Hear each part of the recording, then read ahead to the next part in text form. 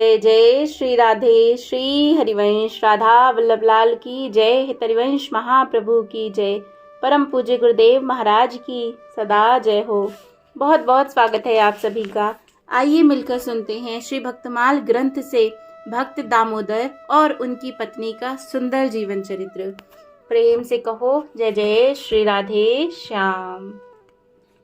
तो ये बात है, कांची नगरी में दामोदर नामक एक कंगाल ब्राह्मण रहते थे। उनके कोई संतान नहीं थी।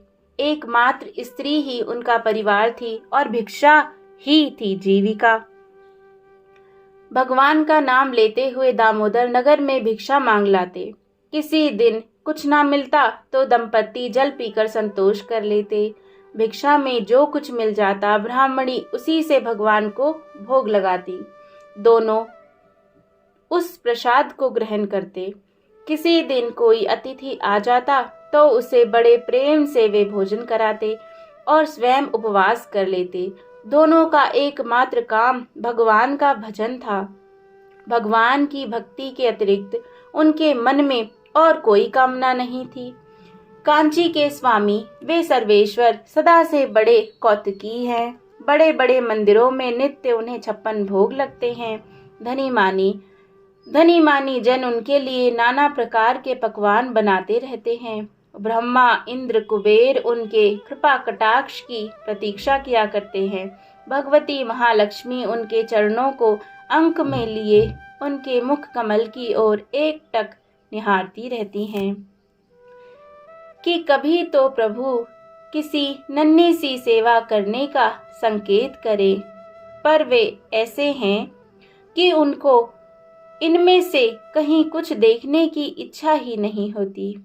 उन्हें भूख लगती है किसी कंगाल के चिउरे चबाने के लिए, किसी प्रेमोन्मादिनी का केले का छिलका खाने के लिए, या किसी दरिद्र का कोई उपहार पाने के लिए। उन दीन बंधु की रुचि है ही निराली। आज उन्हें दामोदर का आतिथ्य पाने की भूख लग गई। बूढ़े सन्यासी बनकर उनकी टूटी झोपड़ी के द्वार पर आप आ पहुंचे। जय हो जय जय श्री राधे। जय श्री राधे श्री हरिवंश। बेचारे दामोदर को आज भिक्षा में एक मुट्ठी चावल भी नहीं मिला था। खाली हाथ घर लौटकर वे मन ही मन भगवान से प्रार्थना कर रहे थे कि आज कोई अतिथि ना आ जाए। जहां बाघ का भय था वहीं सांझ हुई। जिस अतिथि से डर रहे थे वही द्वार पर आ गया। ऐसा अतिथि कि उसके बुढ़ापे के कारण खड़ा भी होना कठिन, भूख तथा थकावट के कारण बोल तक नहीं पा रहा था। दामोदर ने द्वार पर आकर हाथ जोड़कर प्रणाम किया। तेजस्वी वृद्ध सन्यासी ने कहा, तुम्हारी बड़ी कीर्ति सुनकर आया हूँ। मैं चाहे जिसके भोजन नहीं करता, मैं श्रद्धालु भक्तों का अन्न तो मांगकर भी खाता हूँ, पर जिनकी अतिथि अभ्यागता में श्रद्धा नहीं, वे गले पड़े तब भी उनके अन्न की ओर देखता तक नहीं। पुराना शरीर है, चला फिरा जाता नहीं। तुम्हारे अन्न के लोभ से चला आया हूँ। मुझे एक मुट्ठी अन्न मिलेगा या नहीं?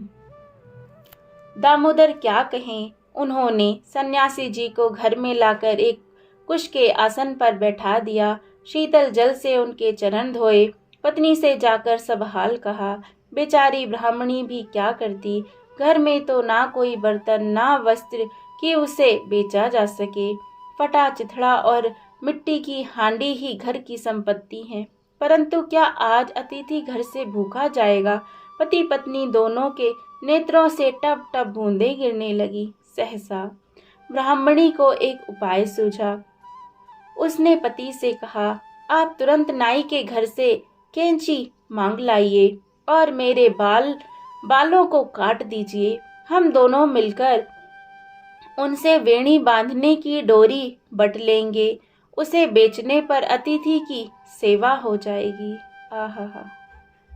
दामोदर कैंची मांग लाए। ब्राह्मणी के केशों को चारों ओर थोड़े थोड़े छोड़कर शेष काट लिया। उन्होंने उनसे डोरी बनाई। सौभाग्य से एक ग्राहक ने उसे ले लिया। उसके पैरों से उन पैसों से अतिथि के लिए दाल चावल घी आदि आया। ब्राह्मणी ने रसोई बनाई। वृद्ध सन्यासी भोजन करने बैठे। केले के पत्ते पे यज्ञ भोक्ता सर्वेश्वर भोजन करने लगे। दामोदर उन्हें हवा करने लगे। ब्राह्मणी ने आग्रह करके बार बार परोसा। वे अतिथि देवता जो कुछ बनाता सब भोजन कर गए, कुछ भी बचा नहीं। भोजन करके बोले, मैं तुम लोगों की सेवा से संतुष्ट हुआ। वृद्ध शरीर है, रात को चला नहीं जाएगा, रात को यहीं रहूंगा।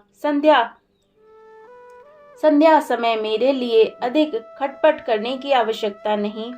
एक हंडिया चावल से ही काम चल जाएगा। जय जय श्री राधे, जय जय श्री राधे श्याम। जय श्री राधे। दामोदर को अतिथि के लिए सायंकालीन भोजन व्यवस्था की अधिक चिंता नहीं करनी पड़ी। ब्राह्मणी ने अपने सिर के बचे हुए केश भी उतरवा दिए और एक चिथड़ा लपेट लिया। केशों की डोरी फिर बटी गई। उसके पैसों से फिर सामान आया और सायंकालीन भोजन में भी अतिथि देवता ने रसोई में कुछ भी बचाया नहीं। दामोदर और उनकी स्त्री को बड़ी प्रसन्नता हुई। केवल जब दामोदर अपनी स्त्री के चिथड़ा लपेटे सिर की ओर देखते तब उनके नेत्र सजल हो जाते थे। घास पत्तों के आसन पर वे अखिल ब्रह्मांड नायक सर्वलोक महेश्वर भगवान शेषशायी मजे से सो गए। दामोदर उनके धीरे धीरे चरण दबाने लगे। जब अतिथि सो गए तब ब्राह्मणी ने पति से कहा, साधु महाराज बहुत बूढ़े हैं, इस दुर्बल शरीर से कल भी इनसे कैसे चला जाएगा। आप कल सवेरे ही नगर में भिक्षा के लिए जाइए। जो कुछ मिल जाएगा उससे हम लोग कल भी इनकी सेवा करेंगे। हम दोनों तो जल पीकर कई दिन मजे से रह सकते हैं। जैसी ब्राह्मणी वैसा ब्राह्मण, दोनों ने सलाह पक्की कर ली। वे अनंतशाही पड़े पड़े ब्राह्मण दंपत्ति की बातें सुन रहे थे। उनके कमल नेत्रों के कोने से करुणा की धारा बह चली। उनकी इच्छा से ब्राह्मण दंपत्ति सो गए। प्रभु ने उठकर पतिव्रता स्त्री के मस्तक पर हाथ रखकर कहा, माता, तेरा मस्तक सुंदर घुंघराले केशों से सुशोभित हो जाए, तेरा शरीर मणि रत्नों के आभूषणों से भूषित सौंदर्य युक्त हो जाए, यह कुटिया राजमहल बन जाए, ये घर रत्नों से भर जाए, तुम दोनों सुखपूर्वक जीवन व्यतीत करके अंत में मेरे वैकुंठ धाम आओ, मैं सदा तुम्हारे साथ रहूंगा। जय हो, जय हो। जय श्री राधे। श्री हरिवंश। सत्य संकल्प प्रभु के संकल्प मूर्तिमान हो गए। वे परम दुर्लभ वरदान देकर अंतर ध्यान हो गए।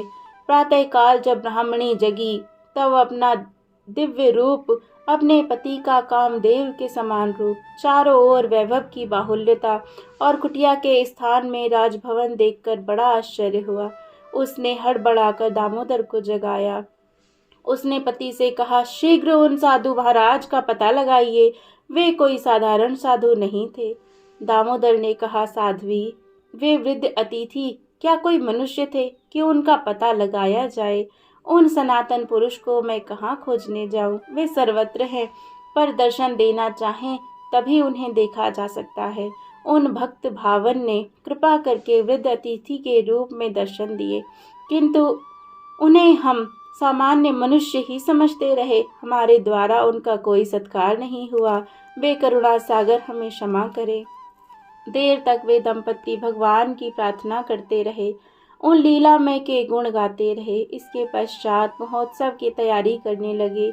उनका मन संपत्ति पाकर भी उसमें आसक्त नहीं हुआ। संपत्ति को भगवान की सेवा पूजा का साधन ही उन्होंने माना। भगवान की, भक्तों की, गौ ब्राह्मणों की तथा दीन दुखियों की सेवा में वे जीवन पर्यंत लगे रहे और अंत में श्री वैकुंठ धाम को प्राप्त हुए। जय जय श्री राधे, जय जय श्री राधे, जय जय श्री राधे श्याम। जय हो, जय हो। अनन्यता की परीक्षा भगवान ज़रूर लेते हैं। जय जय श्री राधे। कितनी प्यारी सी कथा है ना। जय हो, जय जय श्री राधे श्याम।